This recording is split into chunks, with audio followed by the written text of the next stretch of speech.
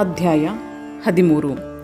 ಪಂಚಾಕ್ಷರ ಮಂತ್ರದ ಮಹಿಮೆ, ಅದರಲ್ಲಿ ಸಮಸ್ತ ವಾಗ್ಮಯದ ಸ್ಥಿತಿ, ಅದರ ಉಪದೇಶ ಪರಂಪರೆ, ದೇವಿ ರೂಪ ಪಂಚಾಕ್ಷರ ವಿದ್ಯೆಯ ಧ್ಯಾನ, ಅದರ ಸಮಸ್ತ ಮತ್ತು ವ್ಯಸ್ತ ಅಕ್ಷರಗಳ ಋಷಿ, ಛಂದ, ದೇವತಾ, ಬೀಜ, ಶಕ್ತಿ ಹಾಗೂ ಅಂಗನ್ಯಾಸಾದಿಗಳ ವಿಚಾರ.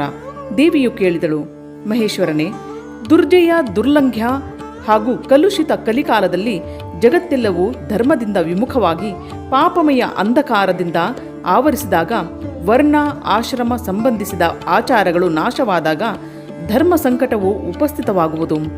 ಎಲ್ಲರ ಅಧಿಕಾರ ಸಂದಿಗ್ಧ, ಅನಿಶ್ಚಿತ ಮತ್ತು ವಿಪರೀತವಾಗುವುದು. ಆಗ ಉಪದೇಶದ ಪ್ರಣಾಳಿಯು ನಾಶವಾಗಿ ಹೋದಿತು, ಗುರು ಶಿಷ್ಯರ ಪರಂಪರೆಯು ಇಲ್ಲವಾದಿತು.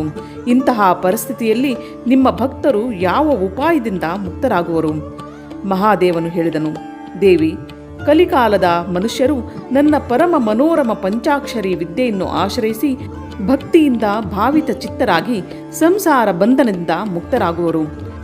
ಯಾರು ಹೇಳಲಾರದಷ್ಟು, ಚಿಂತಿಸಲಾರದಷ್ಟು ಮಾನಸಿಕ, ವಾಚಿಕ, ಶಾರೀರಿಕ ದೋಷಗಳಿಂದ ದೂಷಿತರಾಗಿದ್ದಾರೋ, ಕೃತಜ್ಞ, ನಿರ್ದಯಿ, ಕಪಟಿ, ಲೋಭಿ, ಕುಟಿಲ ಚಿತ್ತರಾಗಿರುವರೋ, ಆ ಮನುಷ್ಯರು ಕೂಡ ನನ್ನಲ್ಲಿ ಮನಸ್ಸನ್ನು ನೆಟ್ಟು ನನ್ನ ಪಂಚಾಕ್ಷರಿ ವಿದ್ಯೆಯ ಜಪವನ್ನು ಮಾಡಿದರೆ ಅವರಿಗಾಗಿ ಆ ವಿದ್ಯೆಯು ಸಂಸಾರ ಭಯದಿಂದ ದಾಟಿಸುವುದಾಗಿದೆ. ದೇವಿ, ಈ ಭೂತಳದಲ್ಲಿ ಪತಿತನಾದ ನನ್ನ ಭಕ್ತನೂ ಕೂಡ ಈ ಪಂಚಾಕ್ಷರಿ ವಿದ್ಯೆಯ ಮೂಲಕ ಬಂಧನದಿಂದ ಮುಕ್ತನಾಗುವನು ಎಂದು ನಾನು ಪದೇ ಪದೇ ಪ್ರತಿಜ್ಞಾಪೂರ್ವಕ ಈ ಮಾತನ್ನು ಹೇಳಿರುವೆನು. ದೇವಿಯು ಕೇಳಿದಳು, ಮನುಷ್ಯನು ಪತಿತನಾಗಿ ಸರ್ವಥಾ ಕರ್ಮ ಮಾಡಲು ಯೋಗ್ಯನಾಗದಿದ್ದಾಗ ಅವನು ಮಾಡಿದ ಕರ್ಮಗಳು ನರಕದ ಪ್ರಾಪ್ತಿಯನ್ನೇ ಮಾಡಿಸುವುದು. ಇಂತಹ ಸ್ಥಿತಿಯಲ್ಲಿ ಪತಿತನಾದ ಮಾನವನು ಈ ವಿದ್ಯೆಯ ಮೂಲಕ ಹೇಗೆ ಮುಕ್ತನಾಗಬಲ್ಲನು? ಮಹಾದೇವನು ಹೇಳಿದನು, ಸುಂದರಿ, ನೀನು ಬಹಳ ಚೆನ್ನಾದ ಮಾತನ್ನೇ ಕೇಳಿರುವೆ. ಈಗ ಅದರ ಉತ್ತರವನ್ನು ಕೇಳು. ಈ ಹಿಂದೆ ನಾನು ಈ ವಿಷಯವನ್ನು ಗೋಪನೀಯವೆಂದು ತಿಳಿದು ಇಷ್ಟರವರೆಗೆ ಪ್ರಕಟಪಡಿಸಲಿಲ್ಲ. ಪತಿತ ಮನುಷ್ಯನು ಮೋಹವಶ ಇತರ ಮಂತ್ರಗಳನ್ನು ಉಚ್ಚರಿಸುತ್ತಾ ನನ್ನ ಪೂಜೆಯನ್ನು ಮಾಡಿದರೆ ಅವನು ನಿಸ್ಸಂದೇಹವಾಗಿ ನರಕಗಾಮಿಯಾಗಬಲ್ಲನು. ಆದರೆ ಪಂಚಾಕ್ಷರ ಮಂತ್ರಕ್ಕಾಗಿ ಇಂತಹ ಪ್ರತಿಬಂಧಕವಿಲ್ಲ. ಯಾರು ಕೇವಲ ನೀರನ್ನು ಕುಡಿದು ಗಾಳಿಯನ್ನು ಸೇವಿಸಿ ತಪಸ್ಸು ಮಾಡುವರೋ, ಇತರ ಜನರು ನಾನಾ ವಿಧದ ವ್ರತಗಳಿಂದ ತನ್ನ ಶರೀರವನ್ನು ಸೊರಗಿಸಿಕೊಳ್ಳುವರೋ ಅವರಿಗೆ ಈ ವ್ರತಗಳ ಮೂಲಕ ನನ್ನ ಲೋಕದ ಪ್ರಾಪ್ತಿಯಾಗುವುದಿಲ್ಲ. ಆದರೆ ಭಕ್ತಿಪೂರ್ವಕ ಪಂಚಾಕ್ಷರ ಮಂತ್ರದಿಂದಲೇ ಒಮ್ಮೆ ನನ್ನ ಪೂಜೆ ಮಾಡುವವನು ಕೂಡ ಈ ಮಂತ್ರದ ಮಹಿಮೆಯಿಂದ ನನ್ನ ಧಾಮಕ್ಕೆ ತೆರಳುವನು. ಅದಕ್ಕಾಗಿ ತಪಸ್ಸು, ಯಜ್ಞ, ವ್ರತ ನಿಯಮಗಳು ಪಂಚಾಕ್ಷರಿಯ ಮೂಲಕ ನನ್ನ ಪೂಜೆಯ ಕೋಟಿ ಕಲೆಯ ಒಂದು ಕಲೆಗೂ ಸಮಾನವಾಗಲಾರವು. ಯಾವನಾದರೂ ಬದ್ಧನಾಗಿರಲಿ, ಮುಕ್ತನಾಗಿರಲಿ, ಪಂಚಾಕ್ಷರಿ ಮಂತ್ರದ ಮೂಲಕ ನನ್ನ ಪೂಜೆ ಮಾಡುವವನು ಖಂಡಿತವಾಗಿ ಸಂಸಾರ ಪಾಶದಿಂದ ಬಿಡುಗಡೆ ಹೊಂದುವನು.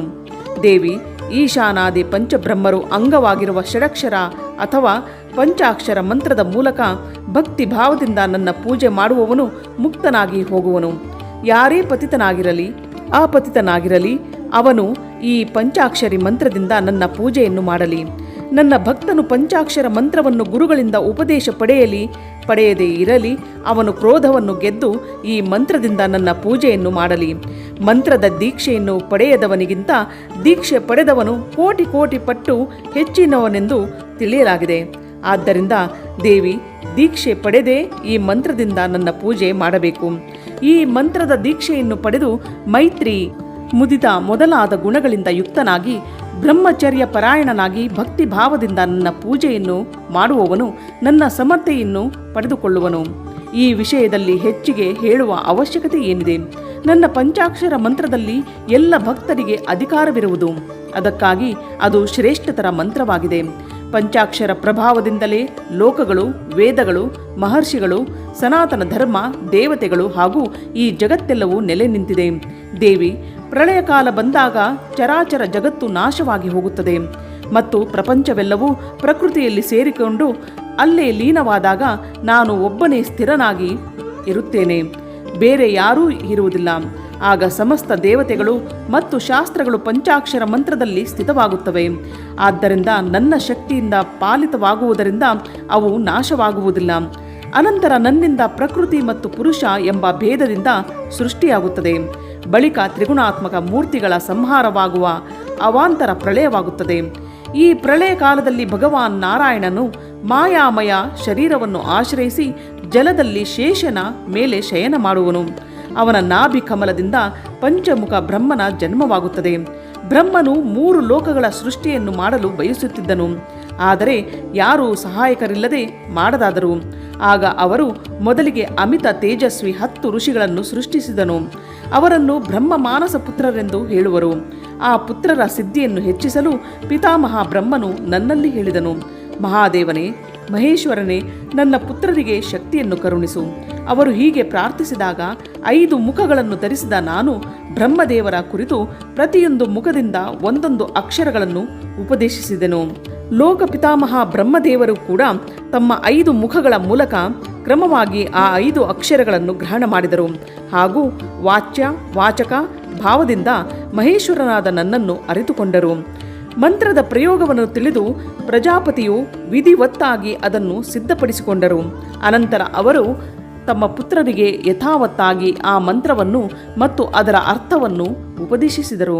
ಸಾಕ್ಷಾತ್ ಲೋಕಪಿತಾಮಹ ಬ್ರಹ್ಮದೇವರಿಂದ ಆ ಮಂತ್ರ ರತ್ನವನ್ನು ಪಡೆದು ನನ್ನ ಆರಾಧನೆಯ ಇಚ್ಛೆಯುಳ್ಳ ಆ ಮುನಿಗಳು ಬ್ರಹ್ಮನು ತಿಳಿಸಿದ ಪದ್ಧತಿಯಿಂದ ಆ ಮಂತ್ರವನ್ನು ಜಪಿಸುತ್ತಾ ಮೇರುವಿನ ರಮಣೀಯ ಶಿಖರವಾದ ಮುಂಚವಂತವೆಂಬ ಪರ್ವತದ ತಪ್ಪಲಿನಲ್ಲಿ 1,000 ದಿವ್ಯ ವರ್ಷಗಳವರೆಗೆ ತೀವ್ರವಾದ ತಪಸ್ಸನ್ನು ಮಾಡಿದರು. ಅವರು ಲೋಕ ಸೃಷ್ಟಿಗಾಗಿ ಬಹಳ ಉತ್ಸುಕರಾಗಿದ್ದರು. ಅದಕ್ಕಾಗಿ ಗಾಳಿಯನ್ನೇ ಕುಡಿಯುತ್ತಾ ಕಠೋರ ತಪಸ್ಸಿಗೆ ತೊಡಗಿದರು.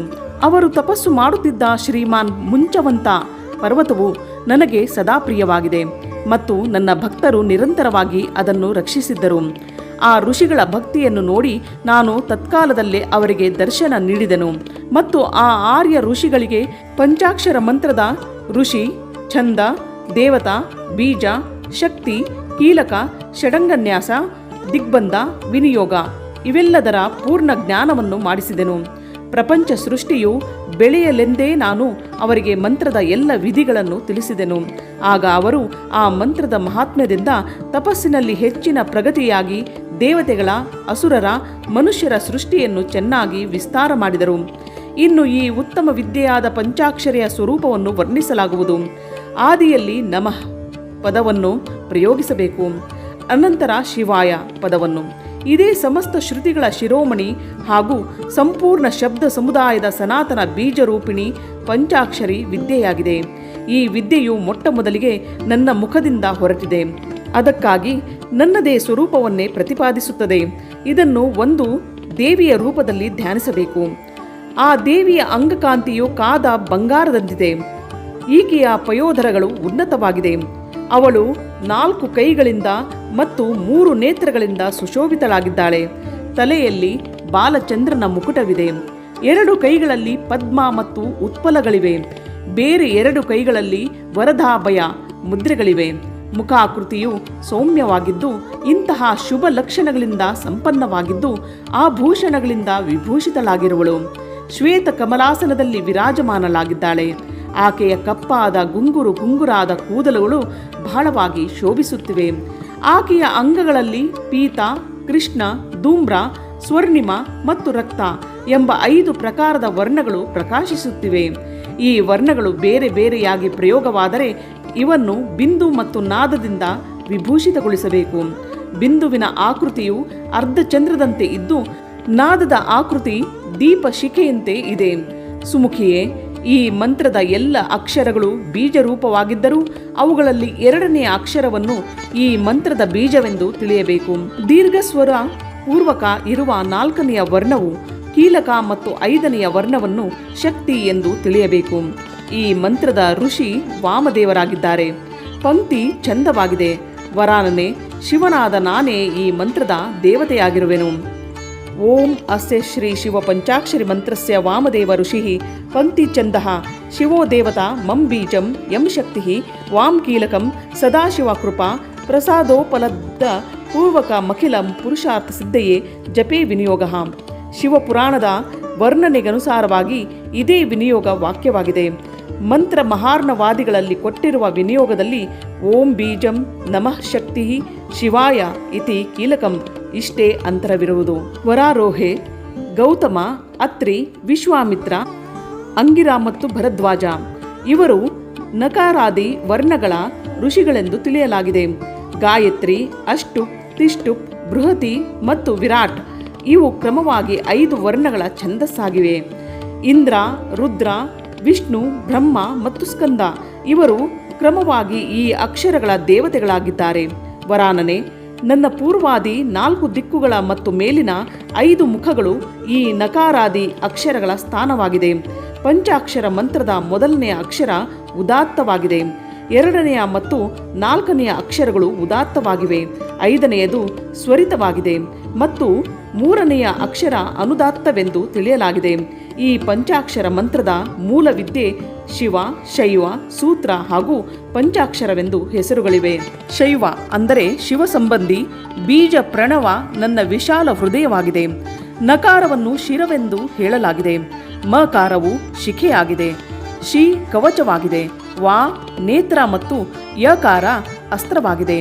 ಈ ವರ್ಣಗಳ ಅಂತ್ಯದಲ್ಲಿ ಅಂಗಳನ್ನು ಚತುರ್ಥ್ಯಂತ ರೂಪದೊಂದಿಗೆ ಕ್ರಮವಾಗಿ ನಮಃ, ವಷಟ್, ಹುಂ, ಔಷಟ್ ಮತ್ತು ಫಟ್ ಸೇರಿಸುವುದರಿಂದ ಅಂಗನ್ಯಾಸವಾಗುತ್ತದೆ. ಅಂಗನ್ಯಾಸ ವಾಕ್ಯದ ಪ್ರಯೋಗ ಹೀಗೆ ತಿಳಿಯಬೇಕು. ಓಂ ಓಂ ಹೃದಯಾಯ ನಮಃ. ಓಂ ನಂ ಶಿರಸೇ ಸ್ವಾಹ. ಓಂ ಮಂ ಶಿಖಾಯೈ ವಷಟ್. ಓಂ ಶಿಂ ಕವಚಾಯ ಹುಂ. ಓಂ ನಾಂ ನೇತ್ರತ್ರಯಾಯೈ ವೌಷಟ್. ಓಂ ಯಂ ಅಸ್ತ್ರಾಯ ಫಟ್ ಇತಿ ಹೃದಯಾದಿ ಷಡಂಗನ್ಯಾಸ. ಇದೇ ರೀತಿ ಕರನ್ಯಾಸದ ಪ್ರಯೋಗ ಇಂತಿದೆ. ಓಂ ಓಂ ಅಂಗುಷ್ಟಾಭ್ಯಾಂ ನಮಃ. ಓಂ ನಂ ತರ್ಜನೀಭ್ಯಾಂ ನಮಃ. ಓಂ ಮಂ ಮಧ್ಯಮಾಭ್ಯಾಂ ನಮಃ. ಓಂ ಶಿಂ ಅನಾಮಿಕಾಭ್ಯಾಂ ನಮಃ. ಓಂ ವಾಂ ಕನಿಷ್ಠಿಕಾಭ್ಯಾಂ ನಮಃ. ಓಂ ಯಂ ಕರತಲಕರ ಪೃಷ್ಠಾಭ್ಯಾಂ ನಮಃ. ವಿನಿಯೋಗದಲ್ಲಿ ಬಂದಿರುವ ಋಷಾದಿಗಳ ನ್ಯಾಸ ಇಂತಿದೆ. ಓಂ ವಾಮದೇವಾರ್ಷಯೇ ನಮಃ ಶಿರಸಿ. ಪಂಕ್ತಿಚ್ಛಂದಸೆ ನಮಃ ಮುಖೆ. ಶಿವದೇವತಾಯೈ ನಮಃ ಹೃದಯೇ. ಮಂ ಬೀಜಾಯ ನಮಃ ಗುಹ್ಯೆ. ಯಂ ಶಕ್ತಯೇ ನಾಮಃ ಪಾದಯೋ. ಮಾಂ ಕೀಲಕಾಯ ನಮಃ ನಾಭೌ. ವಿನಿಯೋಗಾಯ ನಮಃ ಸರ್ವಾಂಗೆ. ದೇವಿ, ಸ್ವಲ್ಪ ಅಂತರದಿಂದ ಇದು ನಿನ್ನ ಮೂಲ ಮಂತ್ರವೂ ಆಗುವುದು. ಈ ಪಂಚಾಕ್ಷರ ಮಂತ್ರದಲ್ಲಿರುವ 5ನೆಯ ವರ್ಣವಾದ ಯಾ ವನ್ನು 12ನೆಯ ಸ್ವರದಿಂದ ವಿಭೂಷಿತಗೊಳಿಸಿದರೆ, ಅರ್ಥಾತ್ ನಮಃ ಶಿವಾಯದ ಸ್ಥಾನದಲ್ಲಿ ನಮಃ ಶಿವಾಯೈ ಎಂದು ಹೇಳುವುದರಿಂದ ಇದು ದೇವಿಯ ಮೂಲ ಮಂತ್ರವಾಗುತ್ತದೆ. ಆದ್ದರಿಂದ ಸಾಧಕನು ಈ ಮಂತ್ರದಿಂದ ಮನಸ್ಸು, ವಾಣಿ, ಶರೀರದ ಭೇದದಿಂದ ನಮ್ಮಿಬ್ಬರ ಪೂಜೆ, ಜಪ, ಹೋಮ ಮುಂತಾದವುಗಳನ್ನು ಮಾಡಬೇಕು. ಮನಸ್ಸು ಆದಿ ಭೇದದಿಂದ ಈ ಪೂಜೆ 3 ವಿಧದಿಂದ ಆಗುತ್ತದೆ: ಮಾನಸಿಕ, ವಾಚಿಕ, ಕಾಯಿಕ. ದೇವಿ, ಯಾರಿಗೆ ಹೇಗೆ ಅರಿವಿದೆಯೋ, ಎಷ್ಟು ಸಮಯ ದೊರೆಯುವುದೋ, ಹೇಗೆ ಬುದ್ಧಿ, ಶಕ್ತಿ, ಸಂಪತ್ತು, ಉತ್ಸಾಹ, ಯೋಗ್ಯತೆ ಮತ್ತು ಪ್ರೀತಿ ಇದೆಯೋ ಅದಕ್ಕನುಸಾರವಾಗಿ ಅವನು ಶಾಸ್ತ್ರವಿಧಿಯಿಂದ ಎಂದಾದರೂ, ಎಲ್ಲಿಯಾದರೂ ಅಥವಾ ಯಾವುದೇ ಸಾಧನೆಯಿಂದ ನನ್ನ ಪೂಜೆಯನ್ನು ಮಾಡಬಲ್ಲನು. ಅವನು ಮಾಡಿದ ಆ ಪೂಜೆಯು ಅವನಿಗೆ ಖಂಡಿತವಾಗಿ ಮೋಕ್ಷವನ್ನು ದೊರಕಿಸಿಕೊಡುವುದು. ಸುಂದರಿ, ನನ್ನಲ್ಲಿ ಮನಸ್ಸನ್ನು ತೊಡಗಿಸಿ ಕ್ರಮ ಅಥವಾ ವ್ಯುತ್ಕ್ರಮದಿಂದ ಮಾಡಿದುದು ಕಲ್ಯಾಣಕಾರಿಯಾಗುವುದು ಮತ್ತು ನನಗೆ ಪ್ರಿಯವಾಗುವುದು. ಹೀಗಿದ್ದರೂ ನನ್ನ ಭಕ್ತರು ಕರ್ಮ ಮಾಡುವುದರಲ್ಲಿ ಅತ್ಯಂತ ವಿವಶರಾಗಿಲ್ಲವೋ ಅವರು ಎಲ್ಲ ಶಾಸ್ತ್ರಗಳಲ್ಲಿ ನಾನು ತಿಳಿಸಿರುವ ನಿಯಮಗಳನ್ನು ಪಾಲಿಸಲೇಬೇಕು. ಇನ್ನು ನಾನು ಮೊದಲಿಗೆ ಮಂತ್ರದೀಕ್ಷೆ ಪಡೆಯುವ ಶುಭ ವಿಧಾನವನ್ನು ತಿಳಿಸುತ್ತಿರುವೆನು. ಅದು ಇಲ್ಲದೆ ಮಂತ್ರಜಪ ನಿಷ್ಫಲವಾಗುತ್ತದೆ. ಅದು ಇರುವುದರಿಂದ ಜಪಕರ್ಮ ಅವಶ್ಯವಾಗಿ ಸಫಲವಾಗುತ್ತದೆ. ಇಲ್ಲಿಗೆ ಅಧ್ಯಾಯ 13 ಸಂಪೂರ್ಣವಾಯಿತು.